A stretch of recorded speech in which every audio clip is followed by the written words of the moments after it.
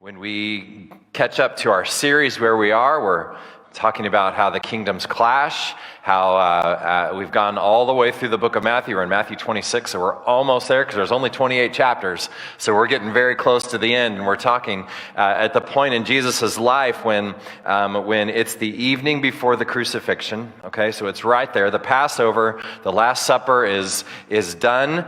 Judas has gone out and done his, gotten the authorities, done his thing.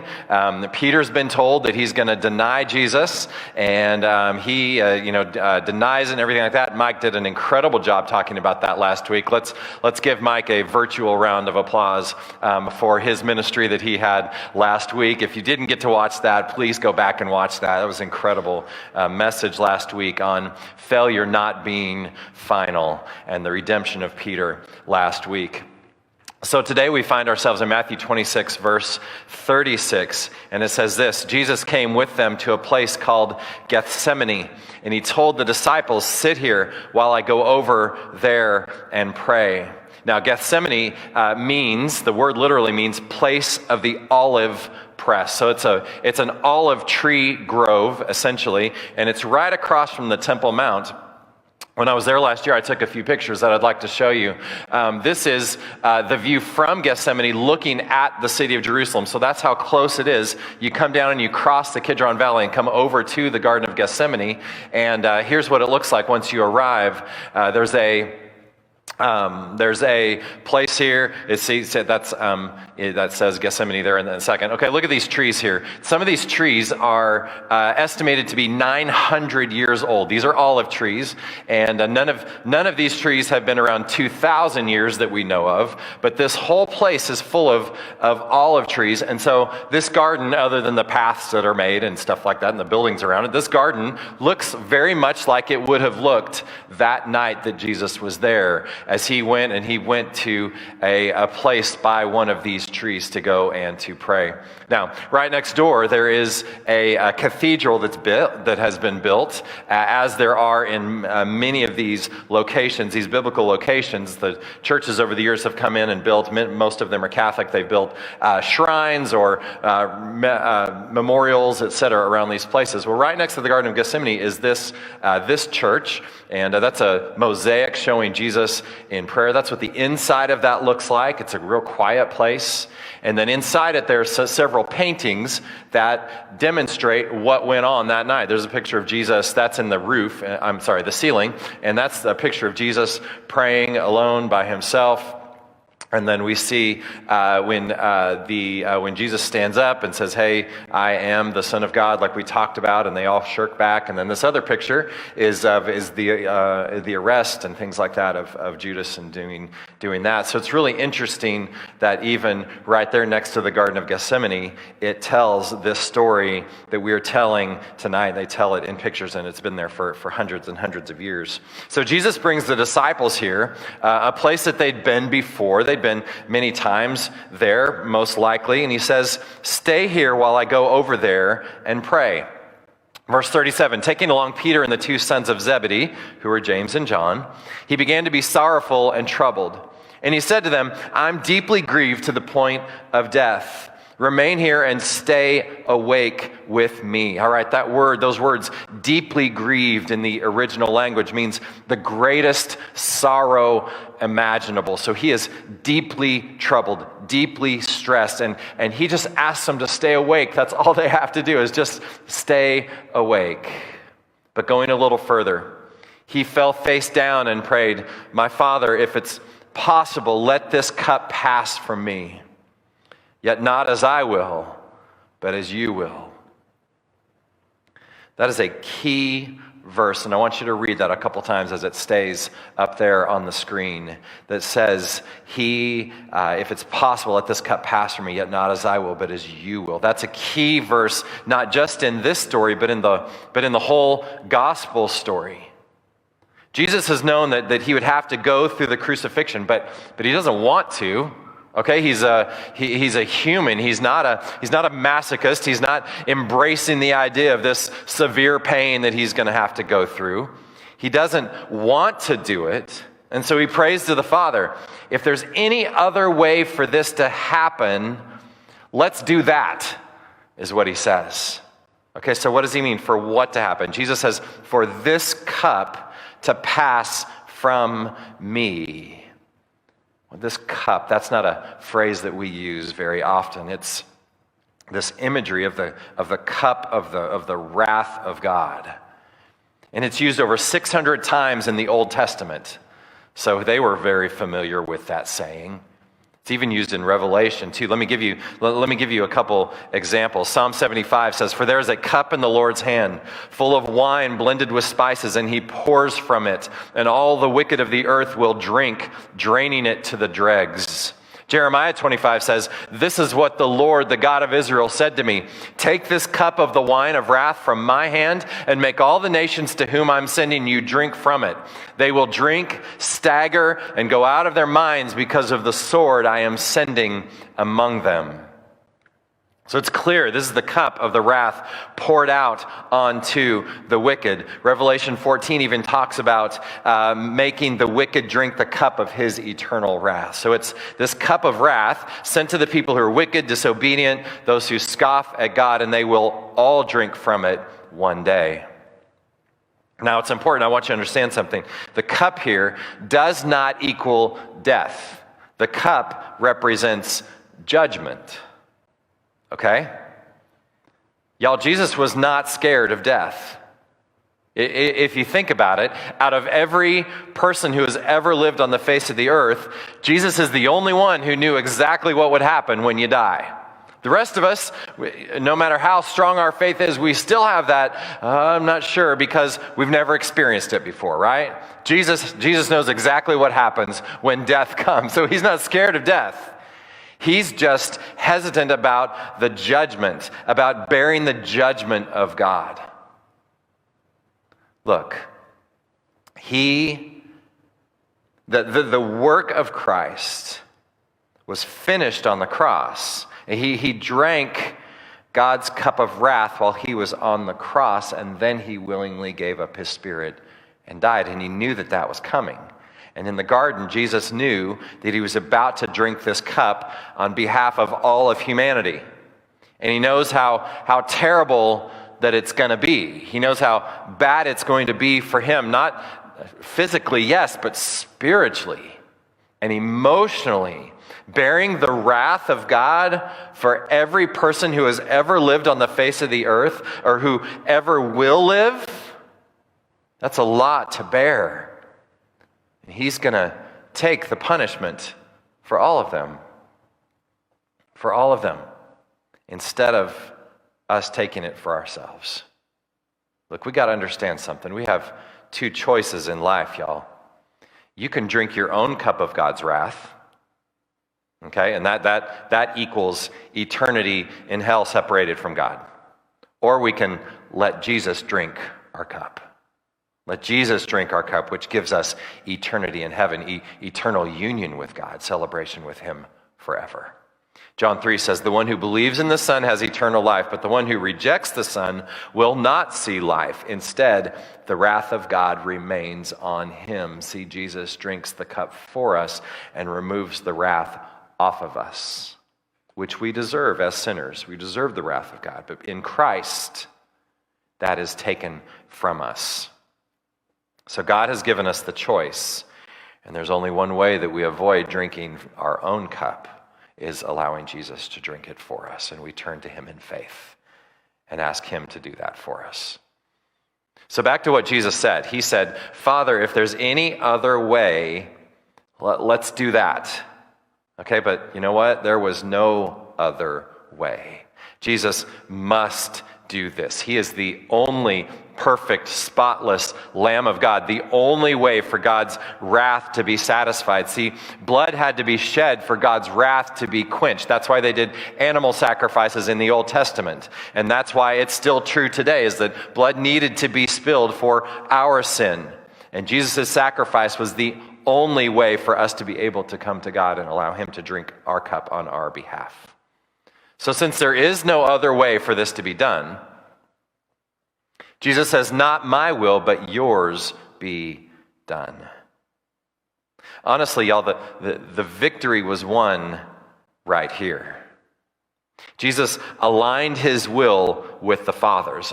And once he did that, it was game over. There was no turning back. There was no wavering. Jesus set his mind and set his heart to accomplish this terrible task that was ahead of him. He drank the cup on the cross, but he decided to drink it right here. Now, this concept is true for us as well. And I want you to understand this, that a great spiritual battle is being fought for your heart. It's being fought for your heart, both before you come to Christ and even after. Satan is still fighting for your heart. He works hard to deceive you. He works hard to deceive each one of us, hoping that we will believe that aligning our heart with God's heart is not the best for us. That's what he wants us to believe, that it's not the best for us because we're going to miss out on something, because we're going to it's going to be too hard. It's because we know we're going to fail, so we don't want to do something we're going to fail at, etc. So he tries to make us believe these things to keep our will from aligning with his will. But once you align your will with the Father's will to the best of your ability, everything changes. Satan suffers a defeat in that moment. The fullness of the Holy Spirit comes on you. The Spirit's power is released into your life. Your perspective changes because your will is not your will anymore. It's his will as well. Your goals change for your life. Your passions that you have in your life changes. There is victory there in that moment of aligning our will with the Father's will. And that is something that we do every day. We get up and say, today, God, I am going to align my heart with your heart to the best of my ability. My will be your will as much as I know how. And every morning we deal Satan another defeat because we make another step in our walk with God as our wills go together as much as we can. So don't miss that fact, that moment where Jesus aligned his will with the Father's. There was a great victory won right there. Back to Matthew 26, verse 40. Then Jesus came to the disciples and found them sleeping. And he asked Peter, so couldn't you stay awake with me 1 hour? Stay awake and pray so that you won't enter into temptation. For the spirit's willing, but the flesh is weak. And again, a second time he went away and prayed, my Father, if this cannot pass unless I drink it, your will be done. I mean, this is clearly Jesus' most difficult hour of his life so far. He's really struggling. And these guys, his friends, who he's poured his life into for the last 3 years, and honestly, they're the guys that he's leaving the gospel with, right? He's turning the kingdom to. They can't even stay awake for just amount of time. And I think it's really interesting because we always think, man, these guys, come on. If I was one of Jesus' followers, I would have stayed there and prayed with him. But you got to understand where they were. Luke, in his gospel, tells us that they were sleeping because they were, quote, exhausted from their grief. They were sad. They were grieving what was coming. Their heads were spinning with what Jesus was telling them, that he was going to die. And they were grieving his loss. They were exhausted by that. Have you ever been there? I have. You're just exhausted by your grief. That's where they were at. I think that's completely relatable, so I don't think that we should be too hard on them.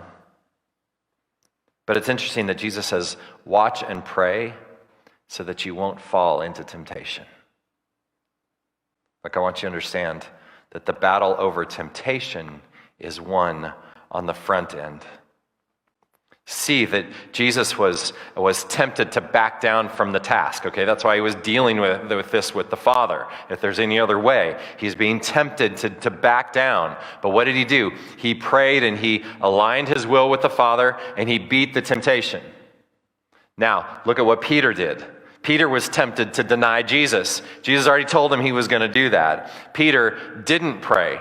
He didn't watch. What did he do? He slept. And he lost the battle for temptation when it came. The battle over temptation is won on the front end. I wonder if it would have been different for Peter if he would have stayed awake and prayed with Jesus. If he wouldn't have fallen into temptation to deny him, who knows? But that battle for temptation is won on the front end. It's for us, it's won on the front end. If there's a temptation that you're facing, if there's something that keeps coming at you, winning that battle on the front end before that temptation is so strong is essential. That's why we spend time with God and we align our will every day with him. So Jesus doesn't get the support that he needs from his friends. He doesn't get it from them, so the Father sends some support his way. In Luke 22, it says, "Then an angel from heaven appeared to him, strengthening him." Well, what did that look like? I don't know, but you know that Jesus knew him, right? Angels were created beings, so let's just say it was Gabriel. I don't know if it was Gabriel or not, but whoever the angel was, Jesus knew him. And I could see the angel showing up and Jesus going, "Oh man, Gabriel, thanks for coming, bro. It really means a lot to me that you came by." And Gabriel says to Jesus, "Yeah, buddy, I'm really sorry about your friends. Man, give them a break. They're just worn out. They're just exhausted. They're just worried about you." And Jesus is like, "Yeah, I know. It's okay. But thanks, man. Thanks for coming by and giving me some support. It really means a lot to me." Don't you love it? Don't you wish you would have seen that happen? It's so cool. You know, Luke gives us one more description. Luke's the medical doctor. So he gives us one more description of what's taking place right there. In Luke 22, verse 44, it says, "Being in anguish, Jesus prayed more fervently, and his sweat became like drops of blood falling to the ground."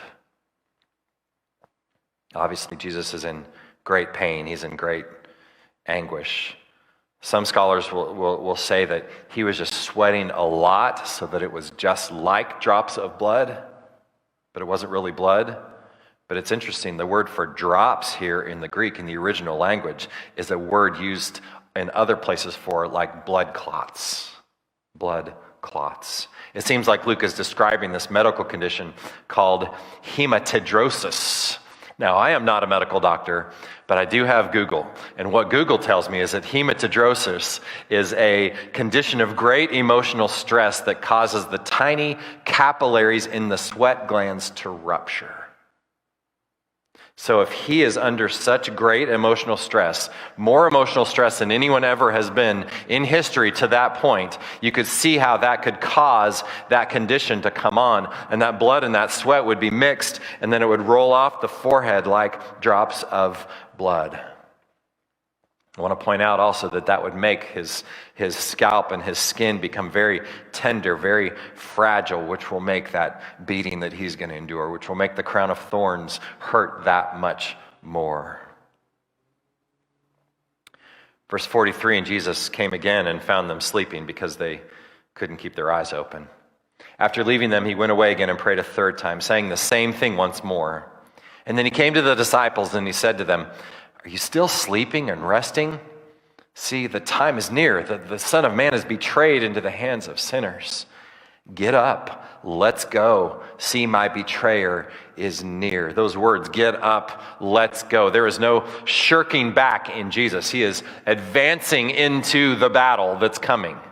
He has made his decision. He's aligned his will with the Father's. He's set his mind, and it's go time. And they go out to meet. They don't run. They don't hide. They don't shirk back. He's going. He said, "Let's go. Here he comes. It's time." So those religious leaders come and arrest Jesus. We talked about that a couple weeks ago. In verse 57, those who arrested Jesus led him away to Caiaphas, the high priest, where the scribes and the elders had convened. Just outside the walls of Jerusalem is a place that is the ruins of Caiaphas's home. And it is we know that because there are that name is inscribed a couple different places right in that area. So this was Caiaphas's home. And as you come up to this place, again, there's a little shrine built there.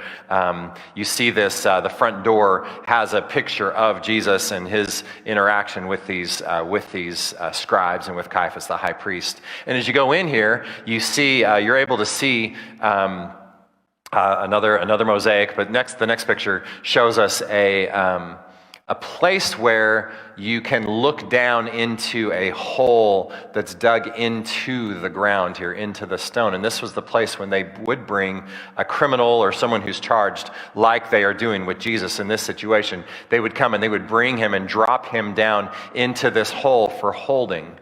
Now, here's the next picture shows what it looks like. Obviously, there were not lights. There were not a podium to teach or sing from. It was just a hole in the ground.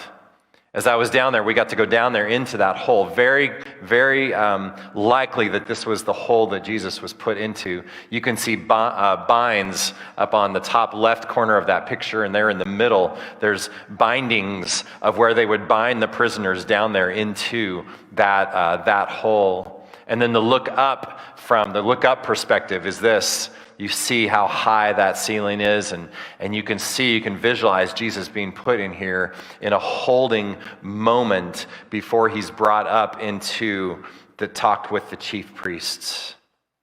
And the chief priests and the whole Sanhedrin were looking for false testimony against Jesus so that they could put him to death, but they couldn't find any, even though many false witnesses came forward. Finally, 2 who came forward stated, "This man said, I can destroy the temple of God and rebuild it in 3 days." Okay, so they bring these false witnesses up, trying to drum up some charges, and these guys just tell a bunch of lies. Nothing sticks.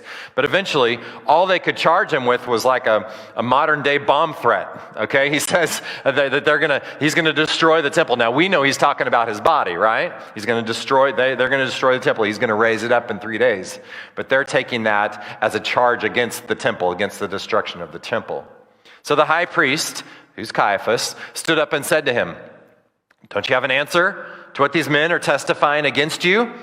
But Jesus kept silent. And so far, Jesus hasn't said a word, but imagine what he could have said in his own defense, right? Imagine the restraint that the Son of God is using here. I mean, just a thought could drop all these men to their death. But Jesus knows that the Father's will must be accomplished, and he knows he must go through this trial as well.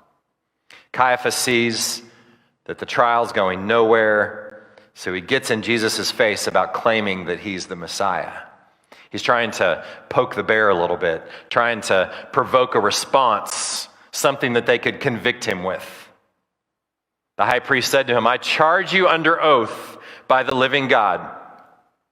Tell us if you are the Messiah, the Son of God." "You've said it," Jesus told him. Essentially, he's saying, "Yeah, I am." But he doesn't leave it there. Jesus clarifies his answer. He says, "But I tell you, in the future, you'll see the Son of Man seated at the right hand of power and coming on the clouds of heaven." That's awesome. You know, after Jesus was killed and buried and resurrected, we know that he appeared to 500 people over a span of about 40 days. I wonder if Caiaphas was one of those guys that saw Jesus alive. I wonder if some of these other guys, these other scribes and Pharisees, saw Jesus alive. I mean, Jerusalem wasn't that big of a place. They could have been one who saw him. If they didn't, well, they will see him one day, won't they? And that is going to be when he comes on the clouds and when he returns. And honestly, it's not going to be good for them because they're going to be drinking their own cup of the wrath of God. Jesus gives them the answer. And then the high priest tore his robes and said, "He is blasphemed." Okay, blasphemy is insulting God or showing like a lack of reverence to God. He's blasphemed. Why do we still need witnesses? See, now you've heard the blasphemy. What's your decision? Honestly, y'all, Caiaphas would have been completely right about blasphemy if anyone but the actual Son of God had spoken those words. It just happens to be that the Son of God did. But he charges him with blasphemy. He says, "What is your decision?" And they answered, "He deserves death." Wow. It's unbelievable that the perfect, holy Son of God makes the largest downgrade possible, moving from God to man, becoming man from being God. And he becomes man to save man, and man kills him. I mean, that is the depths of the depravity of man on full display right here, right?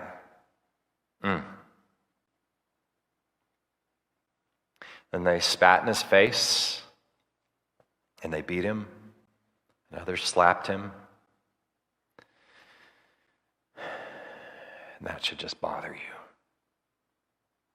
That should just trouble you that our Lord Jesus went through that. They said, prophesy to us, Messiah. Who was it that hit you? I mean, just evil, evil stuff. I mean, it's terrible. Beating him, slapping, spitting in his face.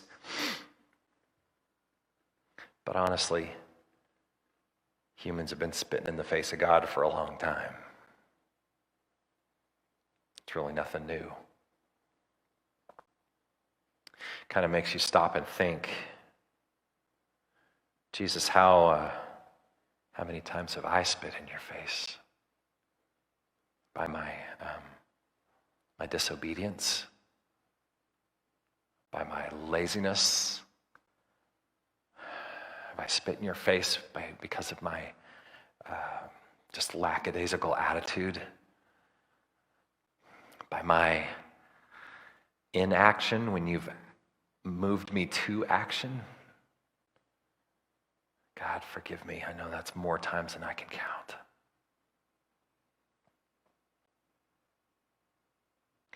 You know, the fact that the Father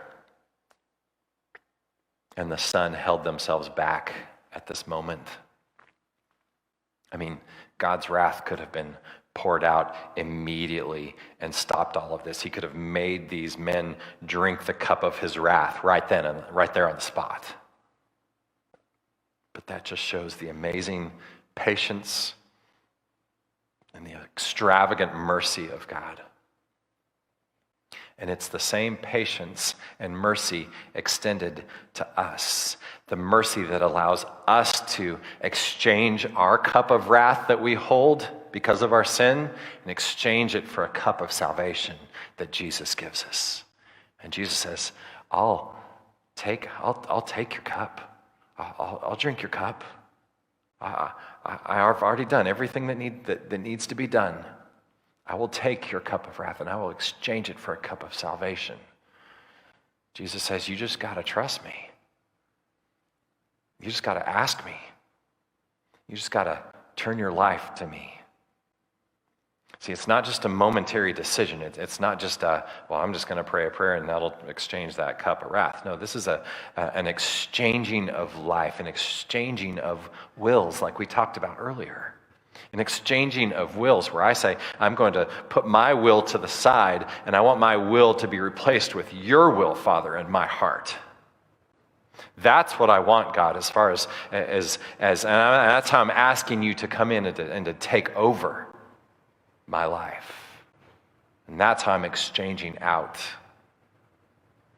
my cup of wrath for my cup of salvation that you will give to me, Jesus. If that's not something that you've ever done, I want to invite you to do that today. It's nothing magic, no magic words you have to say. It's an attitude of your heart that says, Jesus, I'm giving my life to you.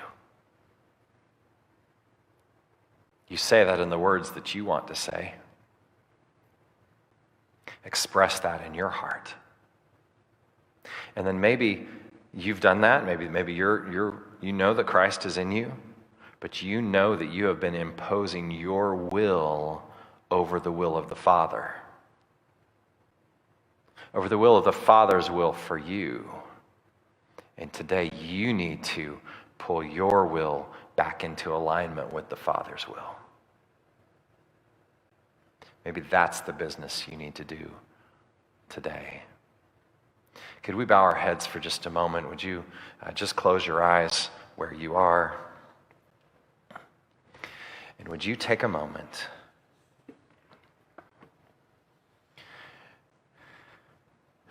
Would you just pause? Would you take a breath? Maybe the first breath that you've taken for a while. You might have been pretty stressed lately.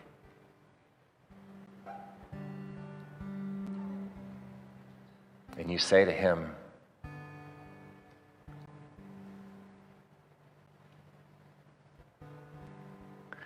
Father, I'm aligning my will with yours. I want what you want, God. I want your will, not mine. I want to be like Jesus in every way, God, and I want my will to align with your will. So, God, would you do that today?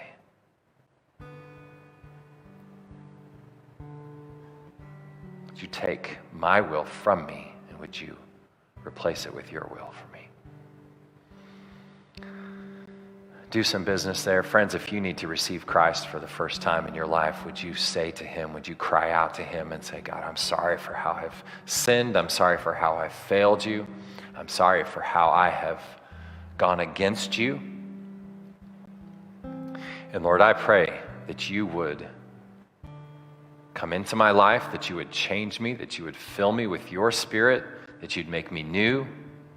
You'd give me a new start, a new hope, new future. Thank you that you've offered to drink my cup, and God, I willingly give it to you. Through Jesus, I trust him. When you do that, everything changes. The Spirit of God comes and dwells in you. You are forgiven. You are new. You walk with him.